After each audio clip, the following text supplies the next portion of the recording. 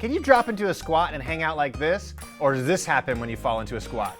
Well, if you don't have the flexibility to drop into a squat like this, I'm gonna show you 2 moves that are gonna help you accomplish that. Hey there, my name's Coach Tyler from WeShape, where our goal is to help you feel amazing in your body. And one of the most foundational moves that everyone should try to keep as a human being is being able to drop into the bottom of a squat and relax. Now, the bad part is we sit so much in our society, and most people lose the flexibility to drop into a squat. And the solution often is, oh, just keep practicing, keep practicing, keep practicing. But the reality is that's not gonna help you get there, because you can't relax in a squat like this if you're halfway up, if your ankles are too tight, your hamstrings are too tight, or your hips and groin are too tight. So instead of telling you to try and drop into a squat over and over again, I wanna give you 2 movements that you can do every single day to loosen up your hips and loosen up your ankles that will both help you slowly build up the flexibility to be able to drop into a squat and relax in a way that feels good and is pain-free. All right, let's get started with the first move. Okay, this first stretch is focusing on the flexibility of your ankles. If you have tight ankles, then you will never be able to drop into a squat. Now, how do you test this? If you come into a kneeling position and bring your foot flat on the ground and keep your heel glued to the ground, okay? Don't let the heel lift up. If you can bring your knees past your toes and draw a line straight down from your knee, and there's 4 inches between your toe and your knee, then you probably have enough ankle mobility in order to do the squat with good form.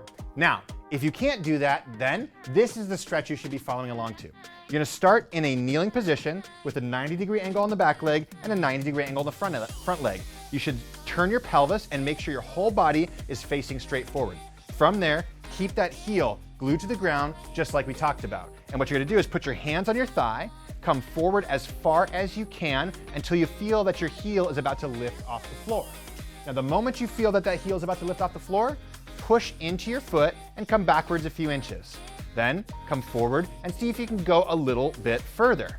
Going back and forth like this for 10 to 20 repetitions will help you loosen up your ankles in this knee flex position, which is gonna help you get into the squat. So again, 10 or 20 repetitions on one side, and then make sure you switch to the other side and practice the same ankle mobility movement before going on to the next stretch. This next stretch is called the kneeling groin stretch. And the good news about this one is you can totally do it from bed. Now, make sure you do it on a nice soft surface, even if you're not doing it in bed, because it can often cause a little bit of strain in your kneecaps unless you're on something incredibly soft.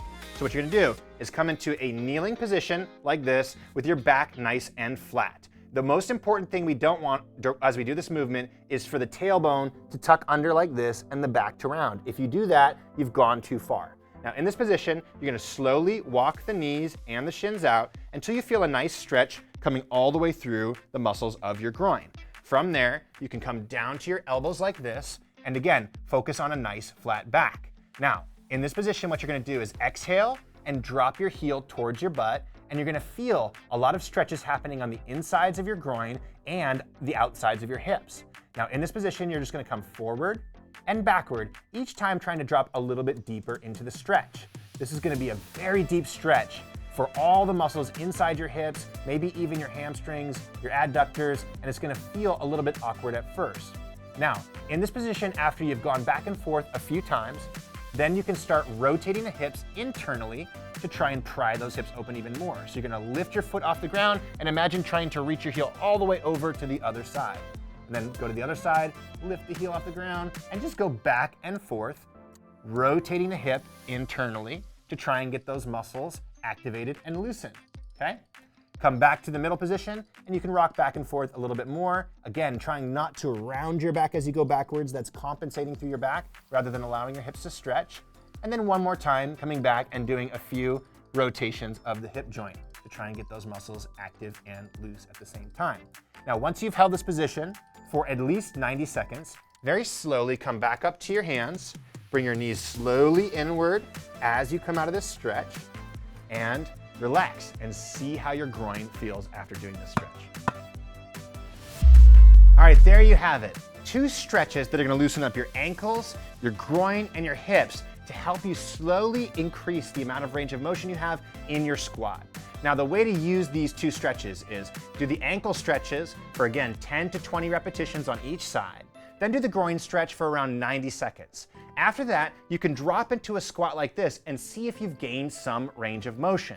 Now, the hips and the ankles can be incredibly tight on some people, so consistency is the key if you want to gradually increase your range of motion and eventually be able to drop into a squat and relax like this again. So be patient with yourself, but make sure to be consistent and persistent. Ideally doing these stretches every day, and even in a perfect world, trying to do them every morning before you get out of bed and every night before you get into bed to loosen up your hips and ankles so you can eventually squat like this in a way that feels comfortable.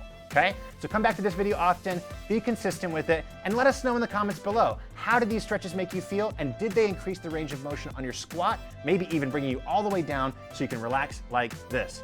Oh, and one more thing, if you want to feel good in your body, well, then you need to do stretches and movements that encourage you to gain strength, flexibility, balance, and coordination. And that's what we're all about at WeShape. If you want to check it out, click the link below, and I'll see you there.